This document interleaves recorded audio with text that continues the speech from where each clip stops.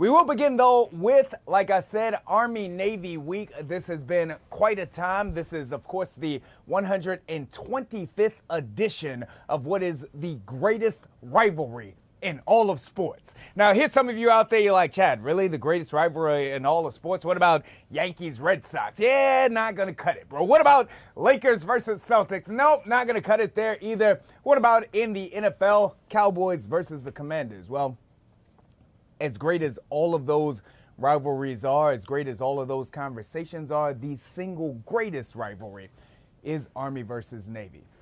It's not only because these two teams are meeting today for the 125th time, it's because of what these two institutions, what it is that they mean, not only to their own individuals and to their teammates, but what they mean and what they represent to our nation, what they represent to all other nations in the world.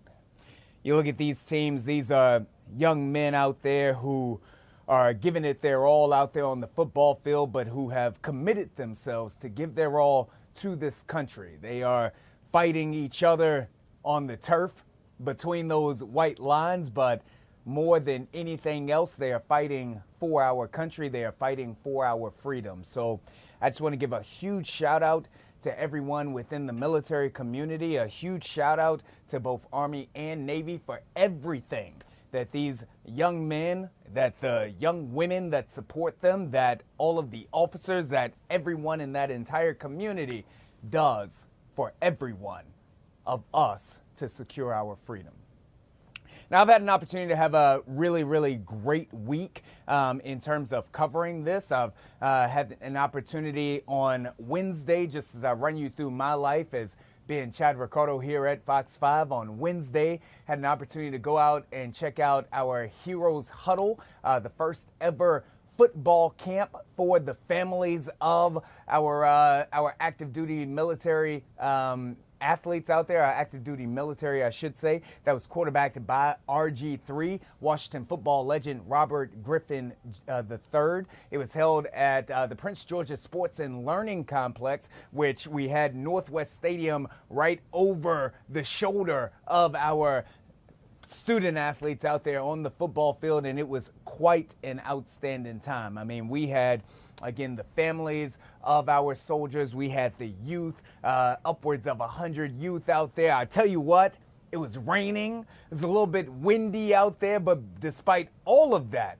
we were there and we were with these babies, RG3, everybody from USAA. Definitely got to shout out USAA, who brings a lot of this together. So USAA was there and they put this whole event on, and we saw not only the kids running the 40-yard dash, we saw them going through other NFL combine type drills, and we saw the smiles on their faces. We saw the warmth in their hearts as they were able to compete in these things. So again, shout out to USAA for making this happen. Shout out to the Elizabeth Dole Foundation for making this happen for the children of our military families out there. It was truly a special occasion. And as much as I know that we don't want to make this and that Robert Griffin would not want to make this about himself, and I understand that he wouldn't want to make this about himself, I do want to take a moment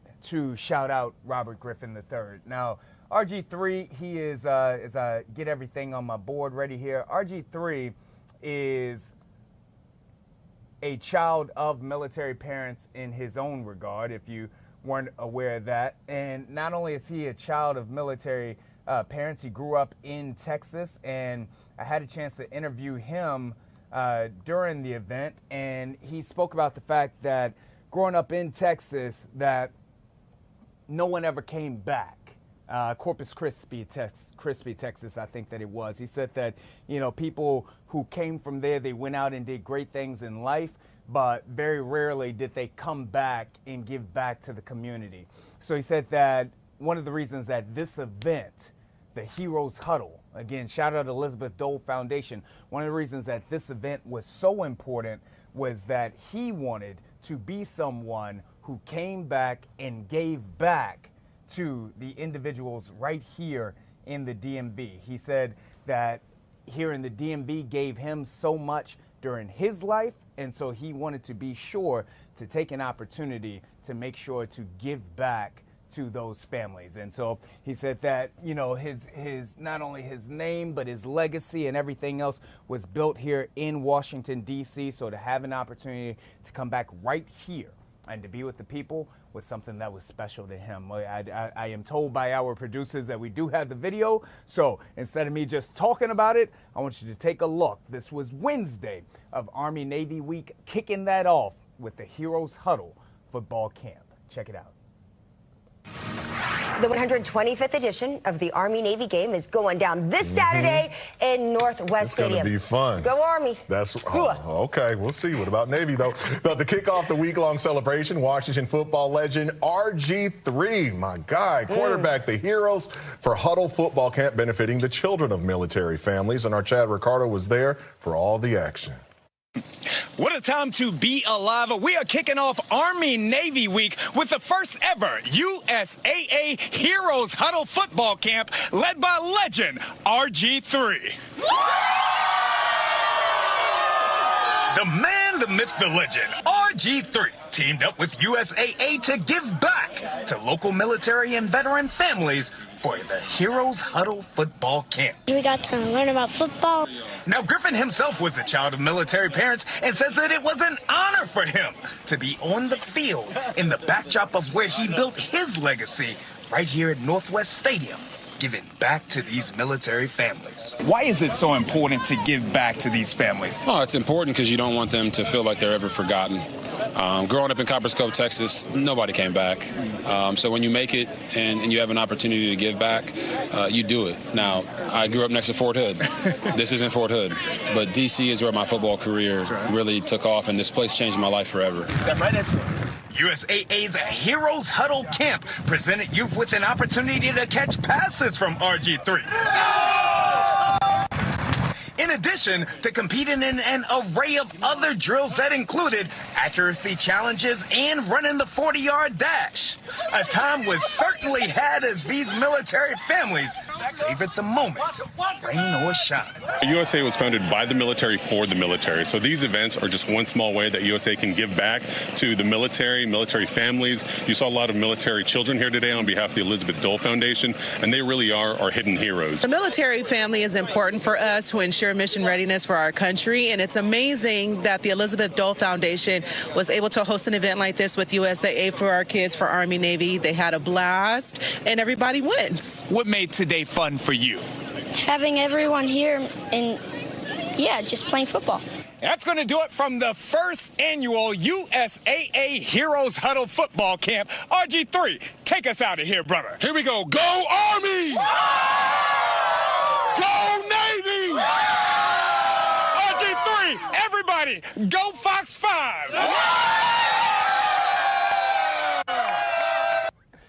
What an outstanding time. Again, shout out to USAA, shout out to the Elizabeth Dole Foundation, shout out Robert Griffin Jr.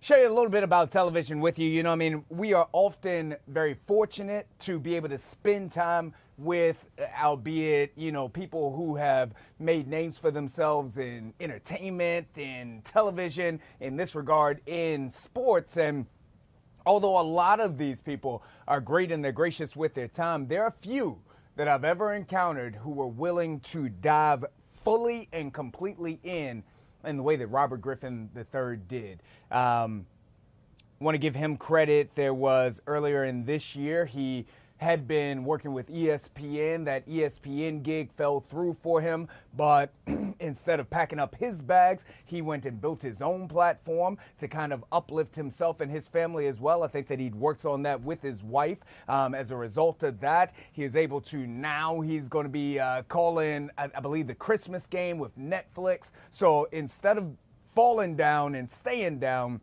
Robert Griffin III got back up. And he took that spirit, he took that energy, and he used that to give it back to the youth right here of the DMV. So again, last time, Robert Griffin III, USAA, the Elizabeth Dole Foundation, kicked off Army-Navy Week, and we certainly appreciated that. On Thursday, had a chance to check out the Army-Navy Club hockey game as well. That was at Capital One Arena. We have to, again, give huge appreciation to the Washington Capitals team for helping to bring this to fruition, showing that as big of a rivalry as Army-Navy is out there on the football field, that they also partake in other sports as well. So that hockey showdown, we saw that Army was able to pull that out. Then Army's Division I team played against Penn State as well. So just a great opportunity for all of the youth in the DMV to see our service academies on full display on the largest stage possible. And then finally on yesterday, did the Army-Navy official block party that went down. Events DC helped to put that on. Of course, again, shout out to USAA for helping to make that happen as well. Another great opportunity, because for a game like this, there are so many families who come into town who are going to come into this DMV area to watch their young men play out there on the football field. Met another family last night whose daughter sings in the Glee Club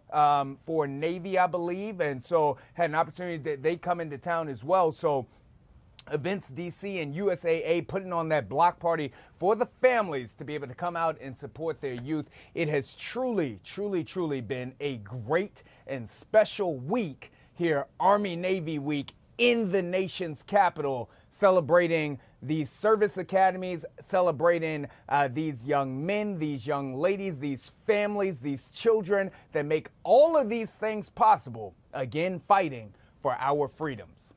125th edition of that game going down today. The kickoff will be at 3 o'clock. Us here at Fox 5 will have coverage of that game for you, and we'll be able to, again, get some more interviews, get some more sound from some of the individuals, some of the supporters of those young men out there on the football field who fight for our freedom, who are fighting for the game here this evening.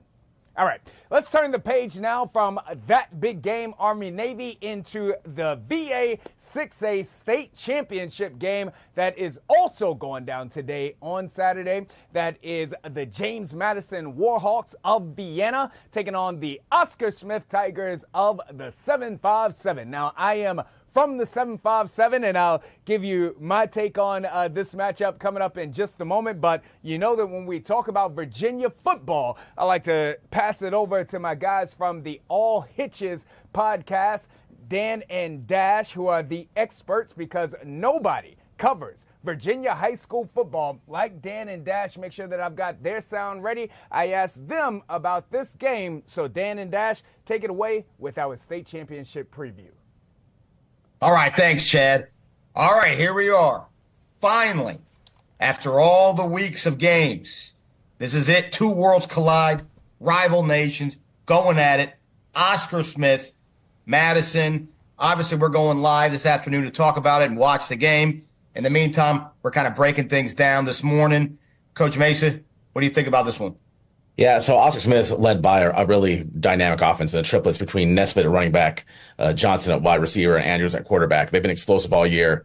This will be the most explosive offense that Madison's seen. It might be the most explosive offense in the state. I mean, just period that anybody's seen. The other big name for Oscar Smith is Deloche at quarterback. He's a Division I signee. I believe he's signed with Virginia Tech.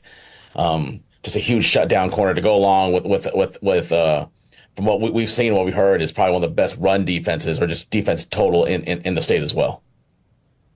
Yeah, for me, it's the battle of the triplets, right? Like you said, you've got Nesbitt, Andrews, and Johnson on the Oscar Smith side, and then a different kind of triplets for me on the Madison side with the defense, the three linebackers, Ambrose, Maiden, and Salvosa. Yeah, it should be an incredible game. And also in contrasting styles. Although Oscar Smith does have some really run-heavy formations, they also try to pound it right at you. It should be a great game, though. Two of the best teams in the state going head-to-head for all the marbles. For all the marbles. And very cold weather. It's going to be a good one. Yeah, it's going to be a good one. Exciting time. Good luck to everybody, and let's see a great game tonight.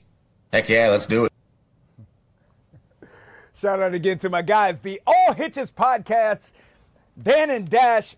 I had to tell you what. First of all, they've done an outstanding job. Two individuals who, as I like to say, got it from the mud, and that's coming from somebody who understands what it takes to get it from the mud, as I myself built my platform covering high school sports for myself before, again, I ever had these outstanding and beautiful studios around me. I was doing it on my own. Those two young men have done the very same thing. So, again, support their podcast. Check it out. And why? Because they're supporting your student athletes. They're supporting your children. They're taking the time out of their own busy schedules away from their own families to showcase and spotlight your student athletes. Support them. Now, get into this game. Madison Oscar Smith. It's going down at James Madison University. I personally, a James Madison University alum. I am a Duke, so I love it down there in Harrisonburg. If I wasn't right here, I would be out there checking out that ball game. Unfortunately, I won't be able to. I want to speak about this. This is a rematch of the 2021 state championship game. That was another very, very good James Madison team. Running back Alex Dredge out there getting it done. The quarterback, love that quarterback. Had Hurley out there as well. It was such a good Madison team. And they ran into Oscar Smith, and they ran into a buzzsaw. And they were knocked off in that matchup. Before we get to any predictions, I tweeted earlier this week that I wanted to give a shout out to Madison because this is one of my favorite programs in not only Northern Virginia, but in all of the DMV. Why? Outstanding coaching on this Madison squad. Outstanding coaching. Outstanding discipline on this Madison squad. Outstanding teamwork and togetherness on this Madison team. And most of all, consistency. Year in and year out, they've got a graduating class, and you say to yourself, there's no way that they can come back and do it again. And then they come back and they do just that. And they make it essentially feeling like every year back to this level. All of that said, they're going to lose today.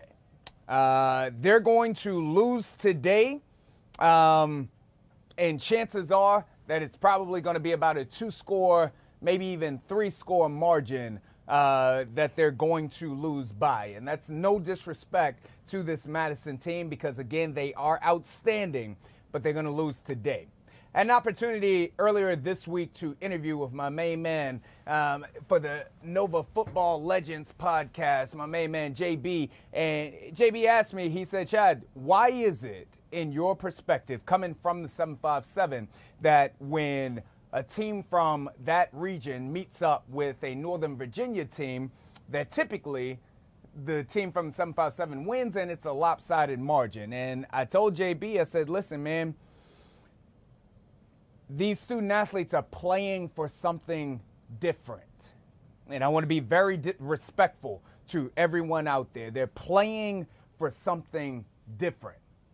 I'm around these Northern Virginia football teams, and they are wonderful, wonderful squads. Again, just like we look at this Madison team, teamwork, togetherness, community, etc. They are playing this game out of the love of their heart, and they're giving it their all out there on the football field.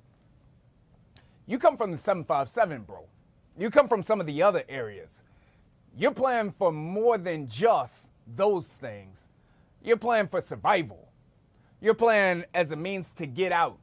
You're playing to attempt to secure something that can take your family from right here to up here. There's a different desire. There's a different hunger. There's a different want out there for those young men who are coming from Oscar Smith, from that Chesapeake area down there, that they have to do this for more of a reason. And so when you get out there on the football field, and when you come from Fairfax, and you meet up with a team like that, it's very challenging to ultimately win that game against a group of young men who are playing for something that's a little bit more than that. And so I think that that's what Madison is going to meet when they go out there on the football field here today. A great team, a great community, outstanding individuals, but they're going to meet another team led by my main man, Coach Chris Scott, whom I've known for years out there, formerly of Ocean Lakes. They're going to meet a different team out there that's playing for something a little bit more. And I know I hear the historians right now. They're saying, Chad, one time Northern Virginia did knock off, and you're right about that. That South Lake squad was able to knock off Ocean Lakes, led by Chris Scott. They did. They beat them in that championship game, and they brought that title back home. They had two outstanding defensive ends on that South Lakes team, led by my main man Dane out there, Zion Dane, who's a big running back and big-time defensive end out there. So they were able to actually win the battle in the trenches. And if Madison can find a way to win that battle of the trenches, then they too may be able to upset this squad. But it will have to be there because, again, the young men from Oscar Smith, as talented, as disciplined, as well coached as Madison may be, the young men from Oscar Smith are playing for something else. They're playing for something else out there. This brings me to something else that I want to talk about. Again, I love Bridgeforth Stadium. I played there, not very well, but I did practice there and put on a jersey there at Bridgeforth Stadium. I was a practice dummy out there for the very talented student athletes that were on my team. But I look at Bridgeforth Stadium. I look at the Navy Marine Corps Stadium that the Maryland State Championships are played at. And this may be an unpopular opinion, but I don't like when state championship games are played in these large stadiums. I don't like it. I don't like it. I love the fact that it presents an opportunity for the student athletes to play on a collegiate level field. I know that Maryland State Championships were before played in the Ravens home stadium, so they're playing on a professional field. I get that. I get the thrill that there must be to lace them up and step on that college campus, or in that regard, the pro campus. However, as an athlete, you want to feel the surroundings. You want to feel the stands. You want to be able to hear your homemates, your crowd cheering for you out there. And when you play at these massive stadiums that are inevitably 80% empty, not because the community doesn't come out to support the team, but just because there's not enough people. So when you play at these massive stadiums and they're basically empty, it does not feel like a championship game. It feels like an exhibition. So again, this may be an unpopular opinion, and feel free to at me no matter where it is that you want to at me, but I want our championship games played in high school stadiums where we can have a raucous environment, where the stands are packed and where those student athletes can hear us cheering for them out there on the football field, so they feel like it's a big game, not like they're playing in an empty room. That's what I got to say, and that is what I would like to see. So to the VHSL, to the MPSAAA, make that happen. Let's play our championship games in smaller arenas. You know who gets it right?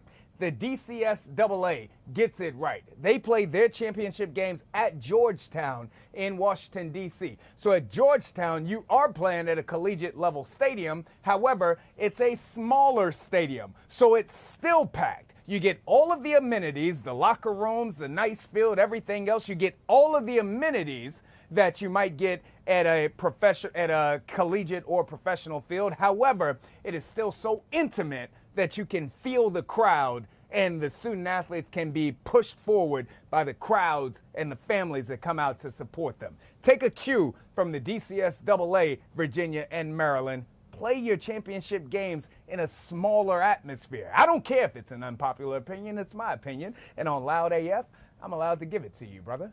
All right. We are going to look forward now, as we've got about 5 minutes left. I want to talk to you about this Commanders versus Saints matchup. And next week, if you liked what we did just there, if that got you riled up, next week, I got to tell you, I'm going to talk about Virginia versus Maryland football. This is high school football. It's one of the things that I really brought to the forefront some 2 to 3 years ago, and the fact that the best of Virginia, Northern Virginia at least, probably even down to Richmond, the best of Virginia don't stack up to the best of Maryland, and we can talk about why that is as well. But I want to save that for you for next week. You take that tidbit. We're going to talk about that next week. And if anybody wants to come on and debate me on that, you can. But now that the teams have started playing playing each other, I got receipts for why I was right when I said that a couple of years ago. And so we can have that debate as much as you would like to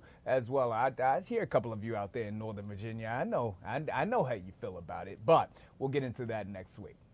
Washington Commanders taking on the New Orleans Saints. This is a huge game. I'm going to call this a must-win game. Why is it a must-win game, Chad? Well, the Washington Commanders are currently sitting in that 7th playoff spot right now. That 7th playoff spot, and you got a couple of teams that are hot and chasing them down. Tampa Bay Buccaneers, you got to be concerned with them. Now, the Dallas Cowboys, they lost their last game. Should not have lost that game, but they lost that game. So they are probably going to be eliminated, but still a couple of teams who are coming up from the rear. And the Commanders' schedule not so easy down the stretch. Next week, you're going to have the Eagles. The week after that, you're going to have an Atlanta Falcons team that is going to need a victory. And then the final week of the year, going to Dallas to play a Cowboys team that already beat you once and would like for nothing more than to eliminate you and send you home and prevent you from getting to the playoffs. So you got to win these games, these matchups that are in front of you. Tomorrow on Sunday, taking on the New Orleans Saints. This is a Saints team who has had a disappointing season, to say the least. Now quarterback Derek Carr is out of the game as well, so you have to jump on this team, pick up your 9th victory of the year, and then figure that if you win one of the next 3, you'll end with 10 victories and likely earn yourself a playoff spot. How does this go down? What do the Washington Commanders have to do to win this game? I say that the first thing that this team has to do is with a Jake Haener. You heard that right. Jake Haener, that's going to be the starting quarterback for the New Orleans Saints. You have got to force Jake Haener to beat you. What has he done this season? He's passed for a total of 177 yards, passed for a total of 1 touchdown. He has completed a total of 49% of his passes. I say that Dan Quinn and this defense, that they jump out early. They play some aggressive man-to-man defense and tell Jake, you've got to beat us with your arm. We're not going to allow you to get easy completions to get your confidence up early. We're going to put Marshawn Lattimore back out there as he makes his Washington Commanders debut here. Put him out there, put him on the best Saints receiver, locked up man-to-man, put Mikey Sainer still on that second receiver, lock him up man-to-man, and say, Jake, you got to beat us there. Now, the Saints did get a little bit of a burst. Alvin Kamara had been out of practice on Wednesday and Thursday. There were questions in terms of whether he would play, but it does look like he will suit up. So the Saints will have Kamara in the backfield, but that's Louisville, that's Wagner territory there, bro. Let those linebackers take care of Alvin Kamara, lock up man-to-man, and say, Jake, you have to beat us. Force Jake Haener into a couple of turnovers, get the ball back in good position for the offense. Second thing that this team has to do, mirror the game plan from 2 weeks ago against the Tennessee Titans. What does that mean? That means give Brian Robinson Jr. the ball early and often. Brian Robinson Jr. ran for over 100 yards against the Titans, had Chris Rodriguez running for nearly 100 yards as well. When you can run the ball effectively like that, that sets up the pass, and Jaden Daniels to scary Terry McLaurin gets a lot easier out there. That's number 2. And then the third thing that this team has to do, they have to come out there and put their foot down early, the same way they did against the Tennessee Titans. That score was 28-0 before the Titans even knew what was happening. Do the same thing against the New Orleans Saints. Don't give them any chance, any reason to believe that they belong in this game, because Washington Commanders, they do not. Go out there and get it done. Pick up win number 9 and take one step closer to getting this team, this organization, this community back to the playoffs. We're going to have those updates for you again tomorrow on Sunday. We will be live from the pregame at the MGM starting at 12 for our 1 o'clock kickoff. So tune in right here on Fox Local to see that. To recap, an outstanding Army-Navy week. Shout out to everyone who made that possible. Certainly for those who were hoping to see President Yoon ousted, this is the first major step. Okay, so Andrew, I'd like you to maybe dive in a little bit more to just that answer that you gave there, because President Yoon's not going to go down without a fight. How much longer do you think we're going to be seeing all of this play out? And in terms of the Constitution, South Korea's Constitution, what actually is stated in there that would possibly allow the president to remain in power and retain his duties?